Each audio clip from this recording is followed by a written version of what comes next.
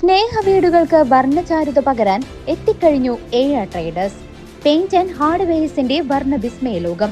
ഇനി നിങ്ങളുടെ സ്വപ്നം ഞങ്ങളിലൂടെ. വീടുകൾ മനോഹരമാക്കാൻ ബർജർ പെയിന്റിന്റെ വർണ്ണ വിസ്മയ ലോകം തീർത്തുകൊണ്ട് എആർ ട്രേഡേഴ്സ് പഴയന്നൂരിന്റെ മണ്ണിൽ പ്രവർത്തനം ആരംഭിച്ചു.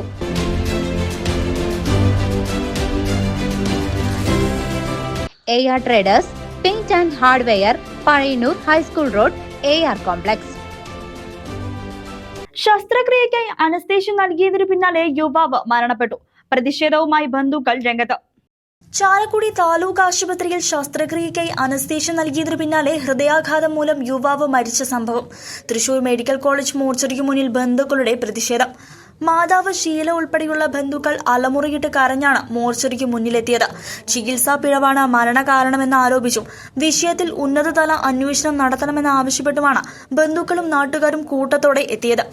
സംഘർഷ സാധ്യത കണക്കിലെടുത്ത് വൻ പോലീസ് സന്നാഹവും സ്ഥലത്തെത്തി. 34-കാരൻ സിനീഷാണ് മരിച്ചത്. ഹെർണിയ ഓപ്പറേഷന് വേണ്ടി വെള്ളിയാഴ്ച രാവിലെയോടെയാണ് സിനീഷിന് അനസ്തേഷ്യ നൽകിയത്. ഇതിനു പിന്നാലെ അലർജിയെ തുടർന്ന് ഹൃദയാഘാതം സംഭവിക്കുകയായിരുന്നു. ഉടൻ തന്നെ സെന്റ് ജെയിംസ് ആശുപത്രിയിൽ മാറ്റിയെങ്കിലും വീണ്ടും ഹൃദയാഘാതം ഉണ്ടാവുകയും രോഗി മരിക്കുകയുമായിരുന്നു. News desk CCV.